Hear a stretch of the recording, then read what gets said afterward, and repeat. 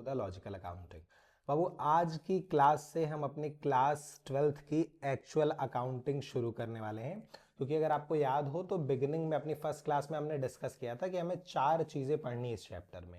एक PL appropriation पढ़ना है, दूसरा हमें पढ़ना है पार्टनर्स कैपिटल अकाउंट, फिर हमें पढ़ना है मिनिमम गारंटी, और सबसे लास्ट में हम क्या पढ़ेंगे, पास्ट एडजस्टमेंट। तो ये 4 टॉपिक हमारे सिलेबस में है from chapter 1 fundamental of partnership. और इन चारों टॉपिक में से आज हम अपना पहला टॉपिक शुरू करने वाले हैं, profit and loss appropriation account. अब जैसे कि आपको याद होगा, हमने इंट्रोडक्शन क्लास में भी डिस्कस किया था, प्रॉफिट और लॉस एप्रोप्रिएशन अकाउंट क्यों बनाया जाता है। प्रॉफिट और लॉस एप्रोप्रिएशन अकाउंट बनाया जाता है टू डिस्ट्रीब्यूट, बांटने के लिए। क्या बांटने के लिए सर? प्रॉफिट बिटवीन पार्टनर, यानी जो भी कोई भी पार्टनरशिप फर्म सबसे पहले क्या करेगी, जर्नल बनाएगी, जर्नल से लेजर बनाएगी, फिर लेजर से ट्रायल बैलेंस बनाएगी, ट्रायल बैलेंस के बाद क्या बनाएगी, प्रॉफिट एंड लॉस अकाउंट। पर प्रॉफिट लॉस अकाउंट के बाद कंपनी बैलेंस शीट नहीं बनाती है। प्रॉफिट और लॉस अकाउंट के बाद कंपनी बनाती है profit and loss appropriation account. ठीक है, तो प्रॉफिट और लॉस एप्रोप्रिएशन अकाउंट क्या होता है?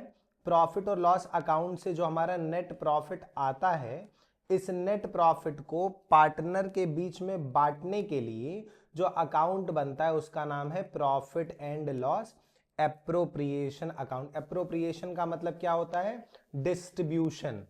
हालांकि इसका नाम भले हो profit and loss appropriation account, पर ये सिर्फ प्रॉफिट को डिस्ट्रीब्यूट करने के लिए बनाया जाता है। लॉस अगर किसी क्वेश्चन में दिया हुआ है तो उस केस में profit and loss appropriation account नहीं बनेगा, क्योंकि क्यों बनता है? To distribute profit between partner, यानी लॉस हुआ तो पीएल अप्रो नहीं बनेगा, प्रॉफिट हुआ तो प्रॉफिट को बांटने के लिए पीएल अप्रो बनेगा। ठीक है, आइए अब देखते हैं प्रॉफिट और लॉस एप्रोप्रिएशन अकाउंट कैसा दिखता है और इसमें क्या क्या चीजें आती हैं। तो ये हमारा पीएल एप्रोप्रिएशन अकाउंट का फॉर्मेट है बाबू। इसमें अगर तुम नोटिस करो तो क्रेडिट साइड पे 2 चीजें हैं और डेबिट साइड पे 4 चीजें हैं। इस फॉर्मेट को आप एकदम अपने माइंड में सेट कर लीजिए, याद कर लीजिए कि क्या चीजें हैं और किधर आती हैं। एक बार शॉर्ट में समझने की कोशिश करते हैं। तो प्रॉफिट और लॉस एप्रोप्रिएशन अकाउंट के क्रेडिट में 2 चीजें, एक तो हमारा नेट प्रॉफिट जिसको हम लिखते हैं बाई पीएल, और दूसरा हमारा इंटरेस्ट ऑन ड्राइंग है। तो क्रेडिट साइड पे 2 चीजें आती हैं, नेट प्रॉफिट और इंटरेस्ट ऑन ड्राइंग। और डेबिट साइड पे 4 चीजें आती हैं, एक तो हमारा रिजर्व है और 3 चीजें हमारी पार्टनर रिलेटेड होती हैं। ठीक है, एक रिजर्व और 3 चीज पार्टनर रिलेटेड। पार्टनर रिलेटेड क्या क्या है? Interest on capital, salary commission और रिमेनिंग प्रॉफिट। ठीक, तो फॉर्मेट बड़ा सिंपल है, याद हो गया होगा। पीएल अप्रोप्रिएशन में क्रेडिट में 2 चीजें आती हैं, नेट प्रॉफिट और इंटरेस्ट ऑन ड्राइंग, और डेबिट में 4 चीजें आती हैं, एक रिजर्व और 3 पार्टनर से रिलेटेड। क्या क्या? Interest on capital, salary commission और रिमेनिंग प्रॉफिट। ठीक, अब इसको थोड़ा सा समझने की हम कोशिश करते हैं कि क्या है और ये किस तरीके से काम कर रहा है। तो जैसे अगर मान लो पीएल अप्रोप्रिएशन अकाउंट किस तरीके से प्रॉफिट बांटता है, इसको थोड़ा समझने की कोशिश करते हैं। अगर मान लीजिए मैं आपसे बोलूं कि एक पार्टनरशिप फर्म 1000 रुपए का नेट प्रॉफिट कमाई, तो पीएल अकाउंट से वो पीएल अप्रोप्रिएशन में ट्रांसफर हो गया बाई पीएल लिख के कि 1000 रुपए का हमारे पास प्रॉफिट है जो हमको बांटना है। ठीक है, अब कंपनी जो फर्म होती है वो इंटरेस्ट ऑन कैपिटल पार्टनर्स को देती है और इंटरेस्ट ऑन ड्राइंग पार्टनर से लेती है। यानी इंटरेस्ट ऑन कैपिटल एक तरीके से फर्म के लिए खर्चा होता है और इंटरेस्ट ऑन ड्राइंग एक तरीके से फर्म के लिए इनकम होती है। तो मान लो 1000 रुपए का हमारा नेट प्रॉफिट था, company interest on drawing charge की पार्टनर के ऊपर, यानी पार्टनर से ड्राइंग के ऊपर कंपनी ने इंटरेस्ट लिया और टोटल इंटरेस्ट लिया 500 रुपए। तो अभी कंपनी के पास टोटल प्रॉफिट कितना हो गया? 1000 रुपए का प्रॉफिट था, 500 रुपए इंटरेस्ट ऑन ड्राइंग के नाम पे हमने पार्टनर से और ले लिए। अब हमारे पास टोटल 1500 रुपए अवेलेबल हैं टू एप्रोप्रिएट, यानी एप्रोप्रिएट करने के लिए, डिस्ट्रीब्यूट करने के लिए हमारे पास टोटल 1500 हो गए। कैसे 1500 हुए? 1000 रुपए का नेट प्रॉफिट था और 500 रुपए इंटरेस्ट ऑन ड्राइंग के नाम पे ले लिए। ये एग्जाम्पल है बस। अब ये जो 1500 रुपए मेरे पास इकट्ठे हो गए हैं, इसी 1500 में से मैं चीजों को अप्रोप्रिएट करूंगा यानी डिस्ट्रीब्यूट करूंगा। कैसे? जैसे एग्जांपल के लिए मान लो इस 1500 रुपए में से कंपनी ने फ्यूचर अनसर्टेन लाइबिलिटीज के लिए या फ्यूचर में कहीं से कोई लाइबिलिटी अराइज हो सकती, उसके लिए कंपनी ने सोचा कि चलो रिजर्व बना लेते हैं। तो इस 1500 रुपए में से मान लो 300 रुपए का कंपनी ने रिजर्व बना लिया, ठीक, 300 ये हो गया। और मान लेते हैं 200 रुपए कंपनी ने किसी पार्टनर को सैलरी दे दी। तो 1500 रुपए में से अगर हम 300 का रिजर्व बना लिए और 200 रुपए किसमें दे दिए, सैलरी की तरह दे लिए, तो अभी हमारे पास कितना रुपए बांटने के लिए बचा है? 1000 रुपए बचा है। 1500 में से हमने 500 बांट दिया, कुछ रिजर्व में ट्रांसफर कर दिया 300 और 200 रुपए सैलरी दे दी। अब मान लो इसमें से इस 1000 में से कंपनी ने 800 रुपए इंटरेस्ट ऑन कैपिटल भी दे दिया। तो यानी जो टोटल हमारे पास 1000 का प्रॉफिट था, इंटरेस्ट ऑन ड्राइंग हमने पार्टनर से ले लिया, टोटल हमारे पास 1500 का प्रॉफिट आ गया बांटने के लिए। इस 1500 में से हमने 300 रिजर्व में डाल दिए, इस 1500 में से 800 हमने इंटरेस्ट ऑन कैपिटल के नाम पे दे दिया पार्टनर को, और 200 रुपए किसी पार्टनर को हमने सैलरी दे दी। तो अभी हमारे पास कितना बचा? 1300 हम ऑलरेडी अप्रोप्रिएट कर चुके हैं। अप्रोप्रिएट करने के लिए 1500 अवेलेबल था। तो अभी हमारे पास कितना बच गया? 200 रुपए बच गए। ये जो 200 रुपए हमारे पास बचा है, इसी को हम क्या बोलते हैं? Remaining profit. रिमेनिंग प्रॉफिट का मतलब बचा हुआ प्रॉफिट, यानी interest on capital, salary, commission देने के बाद 200 रुपए हमारे पास बच गया। अब ये 200 का रिमेनिंग प्रॉफिट हम क्या कर रहे हैं? ट्रांसफर कर रहे हैं। टू प्रॉफिट ट्रांसफर टू, किस में बांट रहे हैं? जो भी हमारे पार्टनर है और जो भी उनका प्रॉफिट शेयरिंग रेशियो होगा उसमें बचा हुआ प्रॉफिट बांट दिया जाता है। जैसे मान लो अगर क्वेश्चन बोला कि ए और बी पार्टनर है और उनका रेशियो 1:1 है, तो जो 200 रुपए बचा सारा अप्रोप्रिएशन देने के बाद इसमें से 100 रुपए ए ले लेगा और 100 रुपए बी ले लेगा, और इस तरीके से हमारा पीएल अप्रोप्रिएशन बनता है। देखिए कितना सिंपल है, कुछ भी इसमें बहुत ज्यादा दिमाग लगाना नहीं है।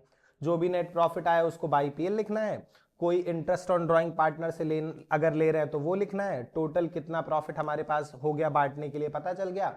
अब इसी टोटल प्रॉफिट में से थोड़ा पैसा रिजर्व में जाता है, कुछ पैसा इंटरेस्ट ऑन कैपिटल की तरह दिया जाता है, इसी में से कुछ पैसा सैलरी या कमीशन बोल के दिया जाता है, और सब देने के बाद जितना डिफरेंस आता है ये डिफरेंस पार्टनर में रिमेनिंग प्रॉफिट की तरह प्रॉफिट शेयरिंग रेशियो में बांट दिया जाता है।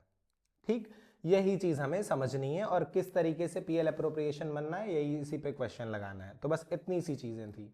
ठीक, अब क्वेश्चन लगाना तो बहुत आसान है। यानी अगर हम तुमको नेट प्रॉफिट का अमाउंट बता दें, interest on drawing, salary, commission, interest on capital वगैरह बता दे, तो क्या इस अकाउंट को बनाने में कोई प्रॉब्लम आएगी? कोई प्रॉब्लम नहीं आएगी, क्योंकि अगर हमें सबका अमाउंट पता है तो हमें बस अकाउंट बनाना है और चीजों को लिख देना है कि बाई पीएल इतना नेट प्रॉफिट था, इंटरेस्ट ऑन ड्राइंग इतना हुआ, इतना रिजर्व गया, इतना इंटरेस्ट ऑन कैपिटल गया, ये सैलरी या कमीशन दिए और इतना बचा तो इसको पीएसआर में बराबर बराबर बांट दिए, अकाउंट बन गया।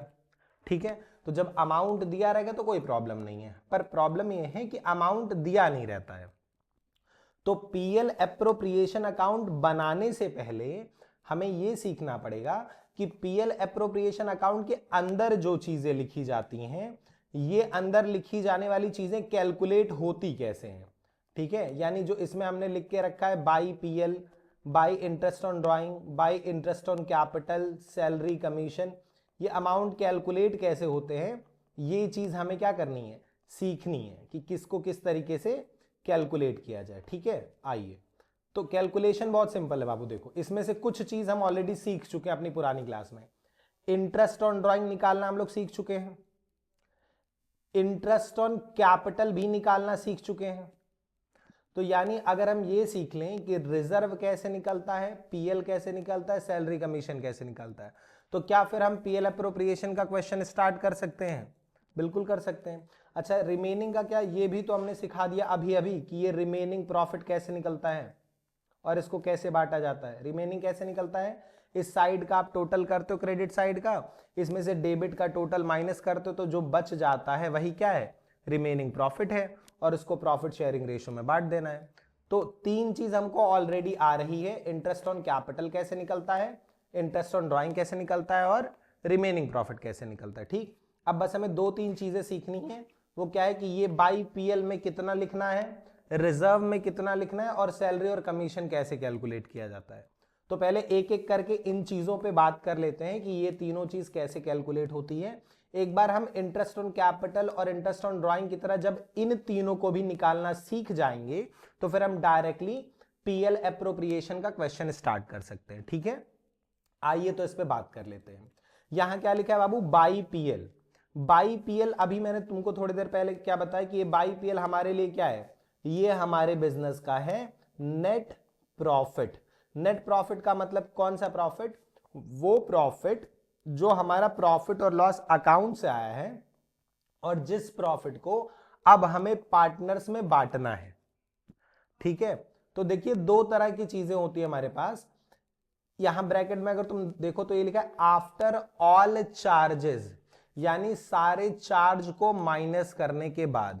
तो अभी समझ लेते हैं पहले चार्ज क्या होता है। ठीक है, देखो दो वर्ड होते हैं, एक हमारा होता है चार्ज और एक हमारा होता है एप्रोप्रिएशन।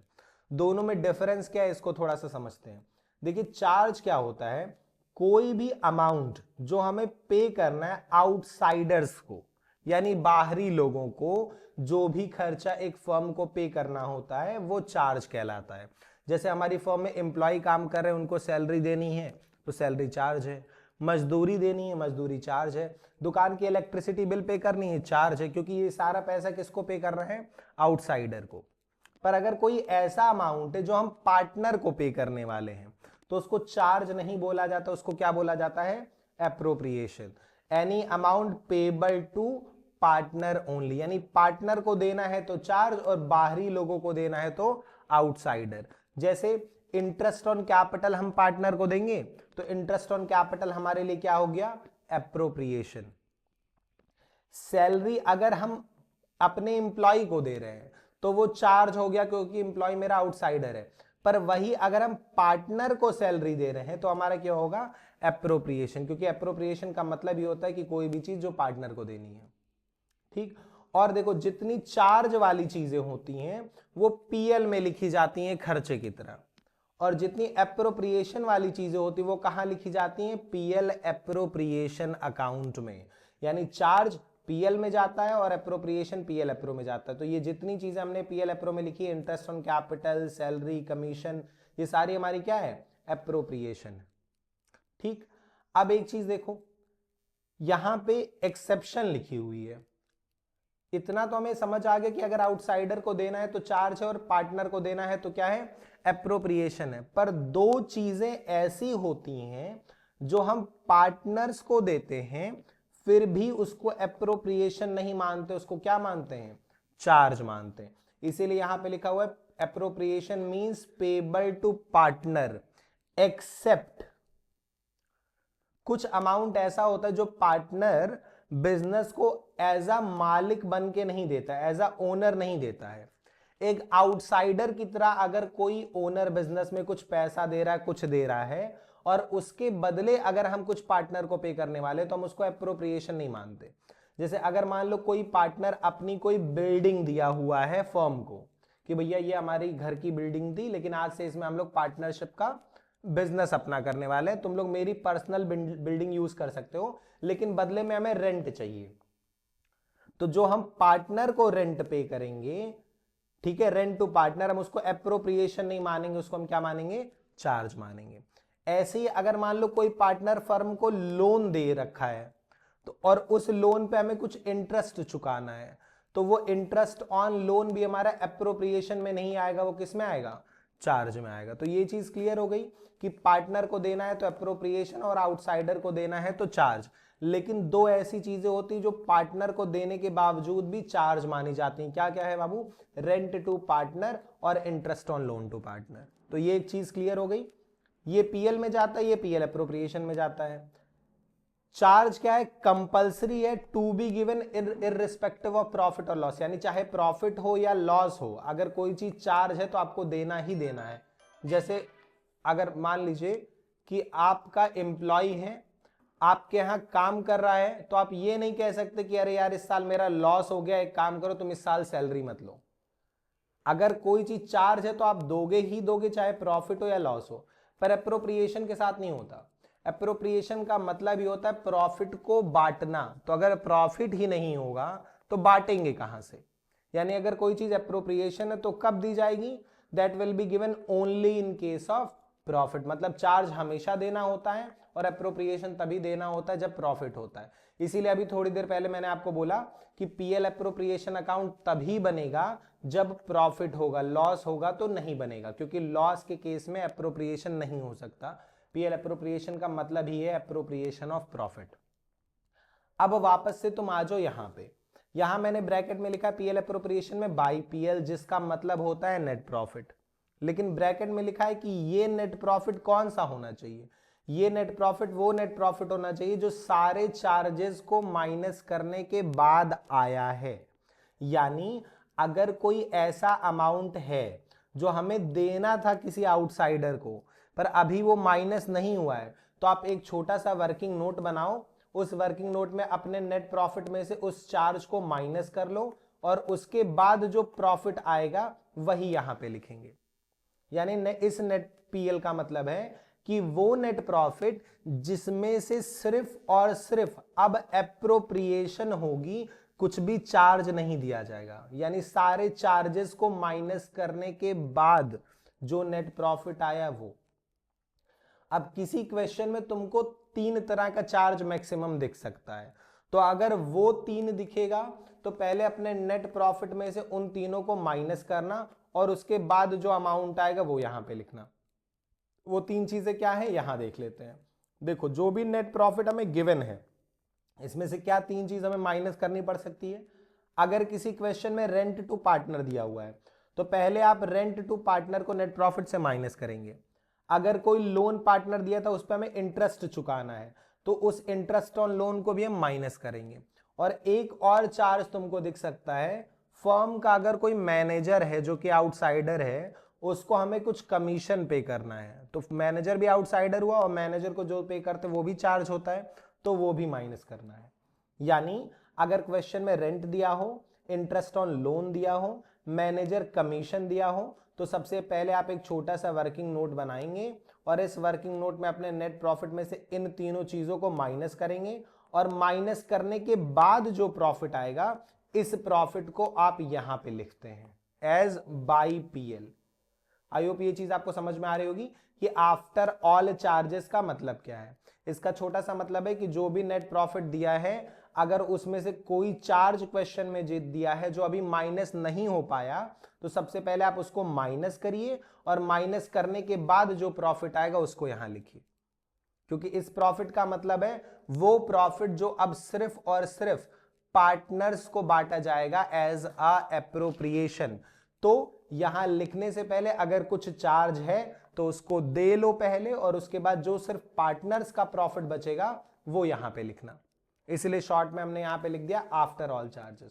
तो एक छोटा सा पॉइंट आप ध्यान रखे रहिएगा कि manager commission, interest on loan और रेंट टू पार्टनर अगर दिया होता है तो पहले वो वर्किंग नोट में माइनस होता है फिर यहां लिखा जाता है। ठीक, तो आई होप आपको ये भी क्लियर हो गया होगा कि ये बाई पीएल का मतलब क्या है। अब बचा मेरा रिजर्व और सैलरी कमीशन, तो अब बात कर लेते हैं रिजर्व पे बाबू। तो देखो रिजर्व क्वेश्चन में 2 तरीके से दिया हो सकता है। या तो क्वेश्चन बोलेगा कि भैया ट्रांसफर करिए 10 या 12 या 15, ये 10% बस एग्जांपल ले रहे हैं, ट्रांसफर करिए इतने % of net profit to reserve या जनरल रिजर्व। जैसे क्वेश्चन बोला कि भैया 10% जनरल रिजर्व का आप 10% नेट प्रॉफिट का आप किस में ट्रांसफर कर दीजिए, रिजर्व में। या दूसरी लैंग्वेज क्वेश्चन बोल देगा ट्रांसफर करिए 10% of distributable profit, distributable profit to reserve. यानी 2 तरीके से रिजर्व बोल सकता है, या तो सीधे सीधे बोलेगा कि नेट प्रॉफिट का इतना % ट्रांसफर कर दीजिए, या बोलेगा डिस्ट्रीब्यूटेबल प्रॉफिट का इतना % ट्रांसफर कर दीजिए। ठीक, तो दोनों का मतलब क्या, मतलब बड़ा सिंपल है बाबू।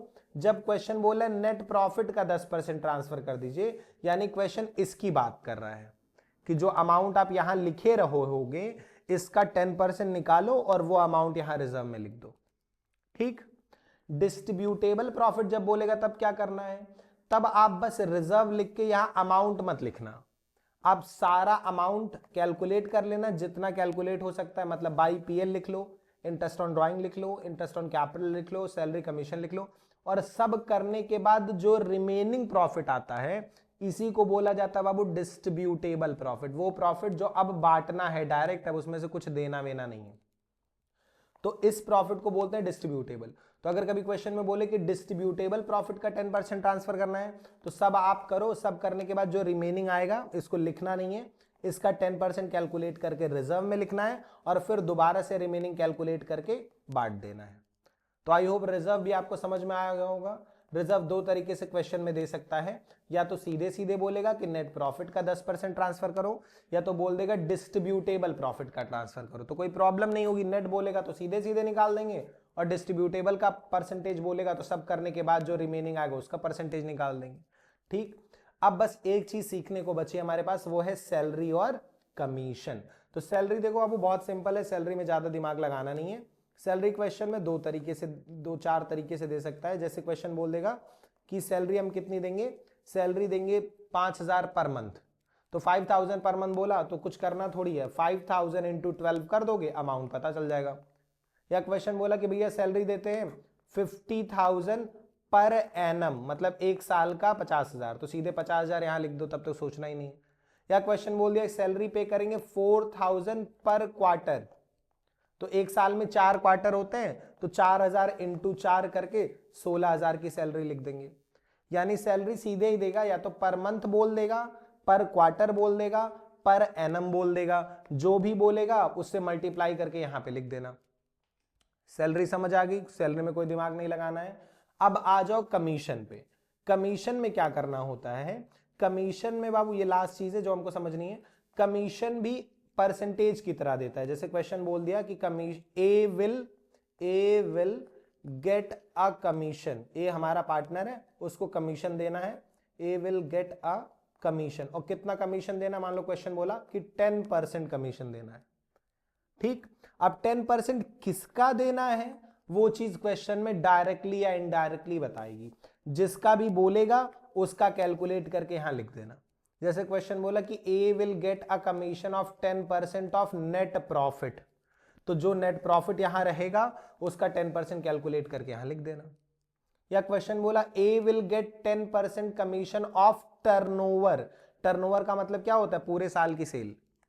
तो हो सकता हो नीचे कहीं किसी क्वेश्चन में बोले कि भैया इस साल का टर्नओवर हमारा 50 लाख का था, तो 50 लाख का टर्नओवर दिया, उसका 10% देने को बोला, 5 लाख यहां लिख देना। यानी ये कमीशन जो होगा ये बोलेगा कि किसका परसेंटेज अप्लाई करना है, नेट प्रॉफिट का, टर्नओवर का, किसका, तो जिसका भी बोलेगा उसका लगा देना आप। ठीक, एक चीज पर कभी कभी इसको थोड़ा सा क्वेश्चन ट्रिकी कर देता है, जब नेट प्रॉफिट का देता है, लिख देता है A will get a commission of 10% of net profit before charging such commission, या फिर 10% of net profit after charging such commission. तो ये हम लोग फाइनल अकाउंट जब हम क्लास 11th में पढ़ रहे थे मैनेजर कमीशन का, तो हम लोग ये बिफोर और आफ्टर चार्जिंग पढ़ चुके हैं already.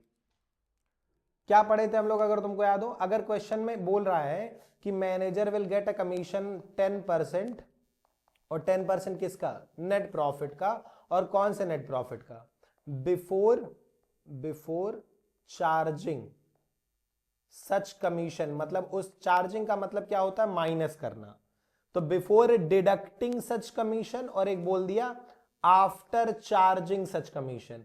After charging such commission का मतलब कि आफ्टर डिडक्टिंग दैट कमीशन, तो कुछ करना नहीं है। जब बिफोर चार्जिंग बोलेगा तो तुम सीधे जो भी नेट प्रॉफिट दिया उसका 10% लगा देते हो। जब आफ्टर चार्जिंग बोलता है तो net profit into rate upon 100 plus rate कर देते हो।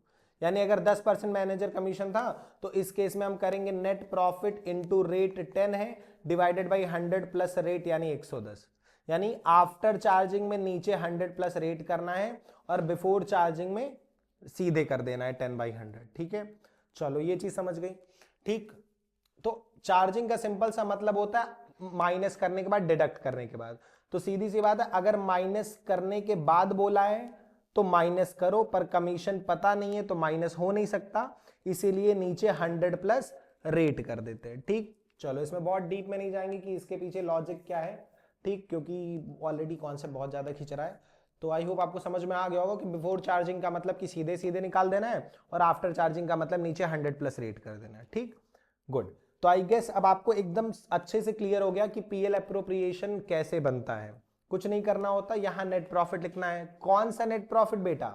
वो नेट प्रॉफिट जिसमें से सारा चार्ज माइनस है, यानी अगर कभी रेंट, इंटरेस्ट, मैनेजर कमीशन दिया तो ये सब माइनस करने के बाद जो नेट प्रॉफिट आएगा। फिर अगर कोई इंटरेस्ट ऑन ड्राइंग है तो क्रेडिट में लिखना है। कैसे कैलकुलेट होता है ऑलरेडी सीख चुके हैं। रिजर्व में बोला ट्रांसफर करने को करो, इंटरेस्ट ऑन कैपिटल बोला है देने को दे दो, कैसे कैलकुलेट करना है सीख चुके हैं। सैलरी कमीशन किसी पार्टनर को देना है वो भी दे दो, और सब देने के बाद इधर का जोड़ो क्रेडिट का और डेबिट का जोड़ के माइनस करो, जो आएगा वो हमारा क्या है रिमेनिंग प्रॉफिट, इसको पीएसआर में बांट दो। ठीक, और इस तरीके से हमारा पीएल अप्रोप्रिएशन बन जाता है। गुड। अब आइए इसको थोड़ा सा और समझने के लिए एक क्वेश्चन देख लेते हैं कि किस तरीके से पीएल अप्रोप्रिएशन बनाना है। ठीक है, ये आपकी बुक में क्वेश्चन नंबर 11 होगा और हमने अपनी पीडीएफ में इसको क्वेश्चन नंबर 16 पे रखा हुआ है। ठीक, आप पीडीएफ डिस्क्रिप्शन से एक्सेस करके उससे होमवर्क क्वेश्चन लगा सकते हो और कुछ भी डाउट हो तो बाद में क्लैरिफाई कर सकते हो। ठीक है, आइए देखते हैं इस क्वेश्चन में क्या कह रहा है। सबसे पहले लास्ट लाइन पढ़ो, क्या कह रहा है? Prepare the profit and loss appropriation account. Profit और लॉस अप्रोप्रिएशन अकाउंट बनाइए। तो बनाते हैं, क्या कह रहा है? Lata and Mamta are partner, एक फॉर्म में दो पार्टनर है लता और Mamta, with capital of 3 lakh and 2 lakh respectively. कह रहा है दो पार्टनर है लता और ममता और उनकी कैपिटल है 3 लाख और 2 lakh. Sharing profit as Lata 70% and Mamta 30%, यानी लता 70% प्रॉफिट ले लेती है और ममता 30% ले लेती है। यानी एक तरीके से हम बोल सकते हैं कि इनका प्रॉफिट शेयरिंग रेशियो क्या हो गया? 7:3 हो गया। जब 70-30 का रेशियो है तो 7:3 इनका पीएसआर हो गया। आगे क्वेश्चन कह रहा है कि ड्यूरिंग द ईयर एंडेड 31 मार्च 24, जब 31 मार्च 24 को हमारा साल खत्म हुआ तो क्या हुआ? They earned a profit of 2,54,800 sorry, कितना प्रॉफिट कमाए? 2,54,800।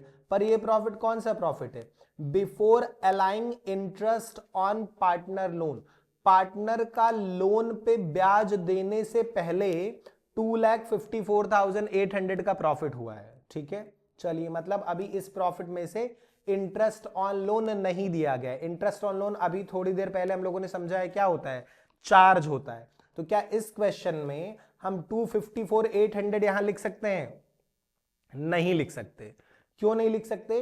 क्योंकि क्वेश्चन में इंटरेस्ट ऑन लोन दिया हुआ है। कह रहे ये जो 254,800 का प्रॉफिट है ये कैसे आया है? Before giving interest on loan. और अभी थोड़ी देर पहले हमने समझा कि अगर interest on loan, rent, manager commission ये सब क्वेश्चन में दिया है तो नेट प्रॉफिट यहां नहीं जाता है।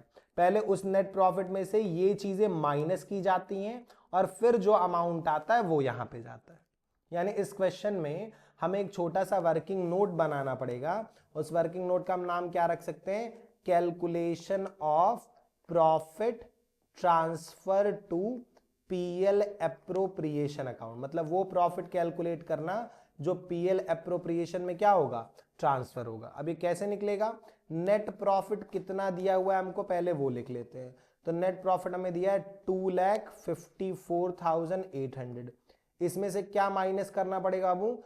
कोई भी चार्ज जो क्वेश्चन में दिया हो। हमने 3 तरह के चार्ज समझे जो क्वेश्चन में दे सकते हैं, interest on loan, rent to partner और मैनेजर कमीशन। यानी manager commission, interest on loan और रेंट।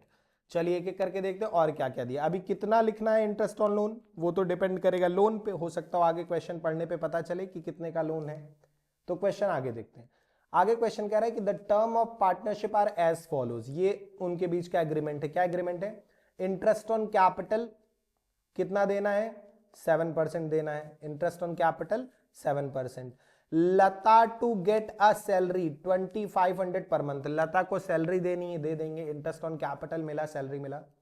दूसरा क्वेश्चन कह रहा है कि इंटरेस्ट ऑन लोन भी देना है। किसको देना है? ममता को, to the firm of 80,000 for whole year. Mamta ने 80,000 का लोन दिया हुआ था और इस लोन पे होल ईयर के लिए इंटरेस्ट देना है। तो interest on partner loan PL appropriation में नहीं आता है। अभी हमने सीखा था इंटरेस्ट ऑन लोन क्या है? चार्ज है और वो पहले माइनस किया जाता है फिर यहां आता है। तो कैलकुलेट कर लेते हैं। सर 80,000 पे कितना परसेंट इंटरेस्ट लगेगा? रेट तो दिया नहीं है, तो जब रेट नहीं दिया तो हम लोग पढ़े थे rule applicable in the absence of partnership deed. जब पार्टनरशिप डीड नहीं होती तो क्या रूल होता है? No interest on capital, no interest on drawing, no salary और कमीशन, इक्वल पीएसआर और 6% per annum interest on loan of partner. यानी अगर कोई इंटरेस्ट नहीं दिया है तो हम उस पर कितना कैलकुलेट करते हैं? 6% कैलकुलेट करते। तो कैलकुलेट कर लो, 80,000 का लोन है, 6% कैलकुलेट करना है पूरे साल का, तो ये हमारा आ जाएगा 4800, और 4800 का इंटरेस्ट ऑन लोन माइनस करने के बाद 2,50,000 जो हमारा बचेगा। अब ये वो प्रॉफिट है जो हम ट्रांसफर कर सकते हैं पीएल अप्रो में। ठीक, तो जो भी प्रॉफिट दिया उसको सीधे सीधे यहां नहीं लिखना है, उसमें से चार्ज माइनस करना है, और माइनस करने के बाद जो अमाउंट आएगा उसको आपको यहां पे लिखना है एज बाई पीएल। ये चीज समझ में आ गई? चाहो तो ब्रैकेट में मेंशन कर सकते हो कि ये वर्किंग नोट नंबर 1 से अमाउंट मिला है।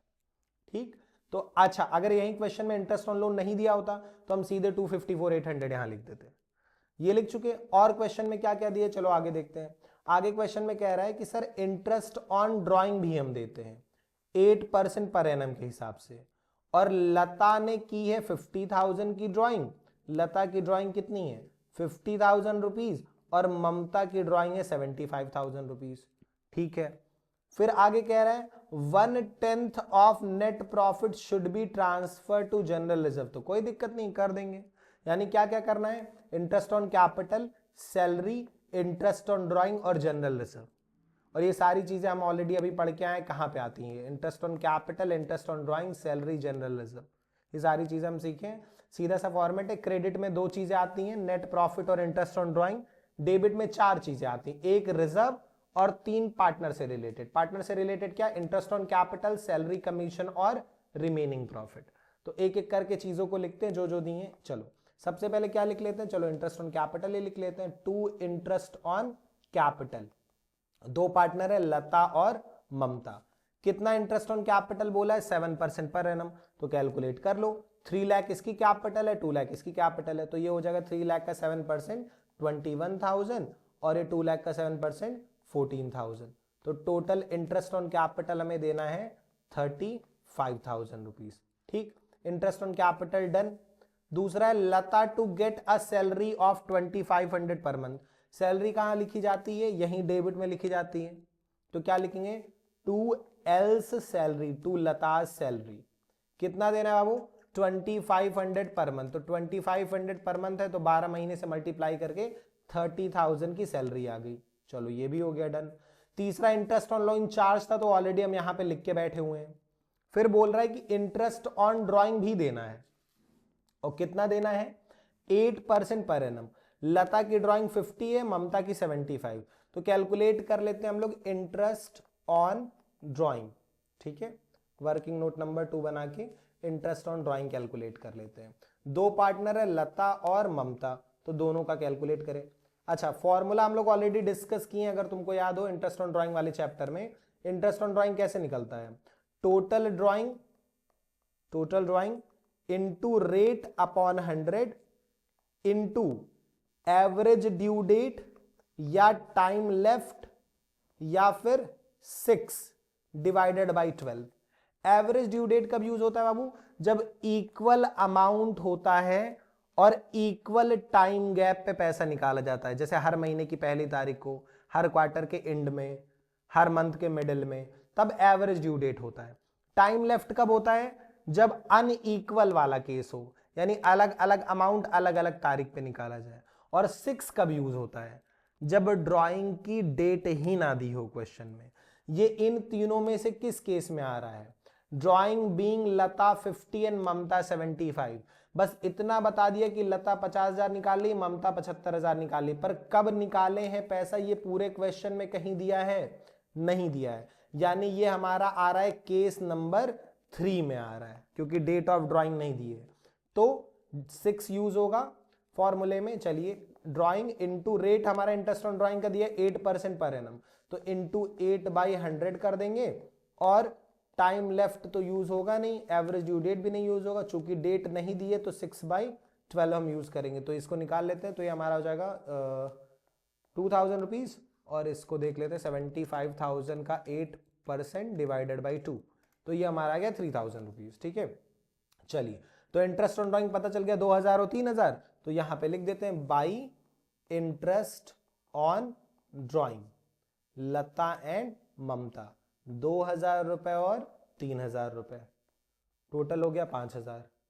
देखो कुछ भी नया नहीं कर रहे हैं, जो प्रीवियस पेज में फॉर्मेट था उसी के हिसाब से, net profit, interest on drawing, interest on capital, salary, commission, reserve और रिमेनिंग प्रॉफिट, वही सेम फंडा चल रहा है, कुछ भी नया नहीं है।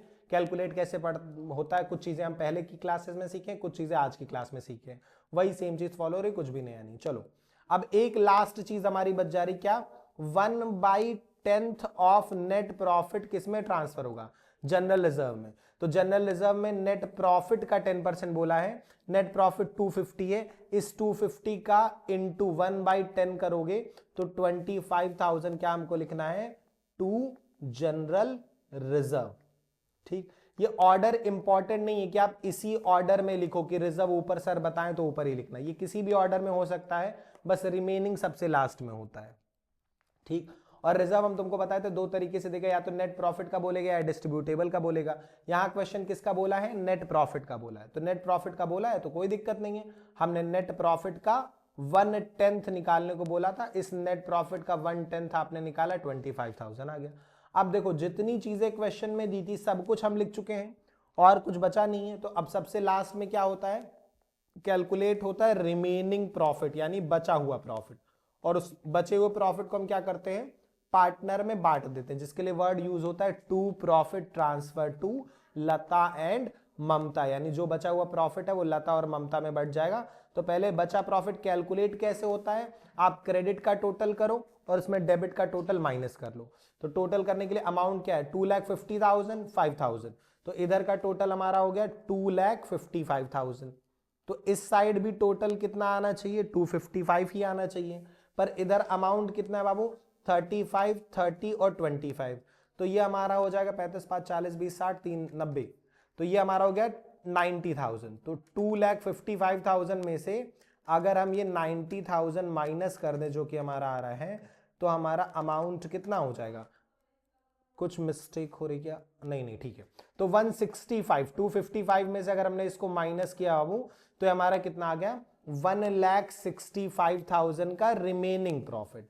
और इस रिमेनिंग प्रॉफिट को हमको किस में बांटना है, लता और ममता में। किस रेशियो में बांटना है सर, प्रॉफिट शेयरिंग रेशियो। और profit sharing ratio question starting में ही बताया था 70:30, यानी 7:3 में इसको बांट देंगे। तो 7:3 में बंटता कैसे, ये तो बेसिक चीजें तुमको पता होगी, फिर भी मैं बता दे रहा हूं, कुछ को शायद ना पता हो, हालांकि पता सबको ही रहती है, फिर भी 1,65,000 को अगर हमें 7:3 में बांटना है तो इसका मतलब 1,65,000 इंटू 7 डिवाइडेड बाई 7 + 3, 10, ये मिल जाएगा लता को। और इसी 1,65,000 का 3 पोर्शन यानी 3 डिवाइडेड बाई 7 + 3 किसको मिल जाएगा, ममता को।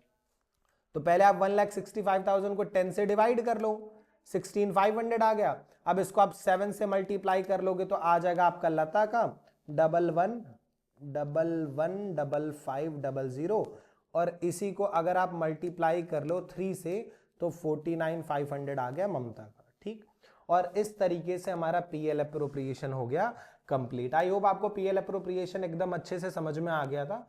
ये एक बेसिक क्वेश्चन है पीएल अप्रोप्रिएशन का, कुछ चीजें और थोड़ी बहुत बतानी रह गई हैं पीएल अप्रोप्रिएशन से, जो कि हम पार्ट 2 में अगली वीडियो में डिस्कस कर लेंगे। टिल देन आप डिस्क्रिप्शन में पीडीएफ पड़ा हुआ है, आप उससे कुछ क्वेश्चन ट्राई कर सकते हो पीएल अप्रोप्रिएशन टॉपिक के, और कुछ डाउट होगा तो मिलते हैं अगली वीडियो में।